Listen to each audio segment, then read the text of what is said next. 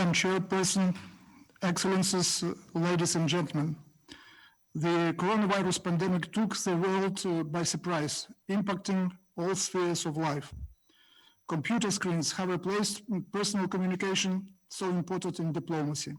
And this comes on top of the walls already erected by bloc thinking, geopolitical ambitions, and unwillingness to take into account each other's interests. The COVID-19 challenge has amplified the existing difficulties within and among the OSCE participating states.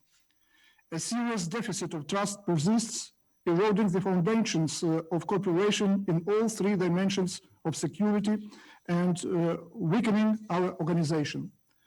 Arms control and disarmament mechanisms are falling apart, becoming hostages of mutual claims, mistrust, and desire for unilateral advantages in the military sphere, as it was the case with the Treaty on the Elimination of Intermediate Range and Shorter Range Missiles, or losing viability like the Treaty on Open Skies after the recent US withdrawal. However, these challenges give us a clear signal to go back to the origins.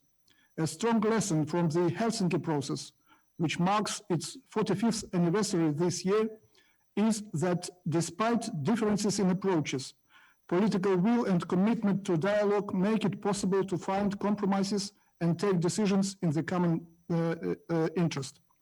This year, we have witnessed that a key Helsinki principle, that of sovereign equality of states and respect for the rights inherent in sovereignty, has been forgotten or deliberately swept under the carpet. Instead, outdated and rusty mechanisms are being reactivated while arguments are not heard. Belarus is living through a turbulent political period. The priority is given to protecting internal order, stability, sovereignty, and stimulating social dialogue on most crucial public issues in the framework of the ongoing constitutional reform. Like any other OSCE participating state, we aspire to strike a proper balance between full enjoyment of human rights and freedoms and ensuring an appropriate level of security and order in the society. As we all know, there are no one-size-fits-all solutions for that. It is up to the Belarusian people to decide on Belarus' future. Social stresses, like in Belarus, occur in other OSCE participating states too. Are the countries west of Vienna ready to agree on OSCE mediation? Or are we talking about an already traditional stance to the countries east of Vienna? Probably we need to discuss seriously what concretely the OSCE chairmanship or Troika could propose in the cases of similar social stresses, apart from the calls from a transit of power, which I'm sure no country would accept.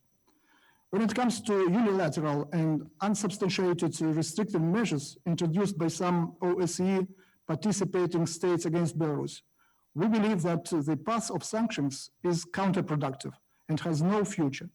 Sanctions, especially economic ones, never achieve their stated goals, but hit the ordinary people in the first place and deepen the gap of mistrust in the OSCE area.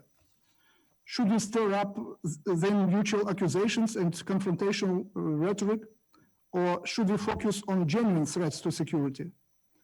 Belarus makes its tangible contribution to the settlement of protracted conflicts in the OSCE area, non-proliferation efforts, fighting transnational threats and challenges, including human trafficking, promoting digitalization and connectivity.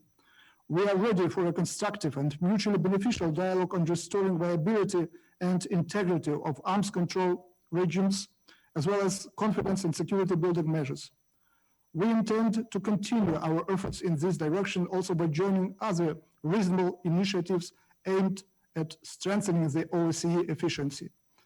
As we celebrate the 75th anniversary since the end of the Second World War, I cannot overemphasize the importance of remembering the tragic lessons of the past and combating glorification of Nazism and neo-Nazism and other related practices of intolerance in the OSCE framework.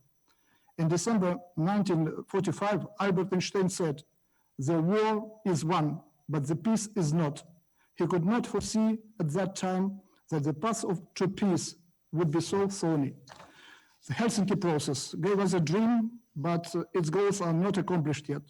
We need to give one more chance to peace by relaunching international dialogue on security issues in order to build a true Euro-Atlantic and Eurasian security community without dividing lines. Thank you.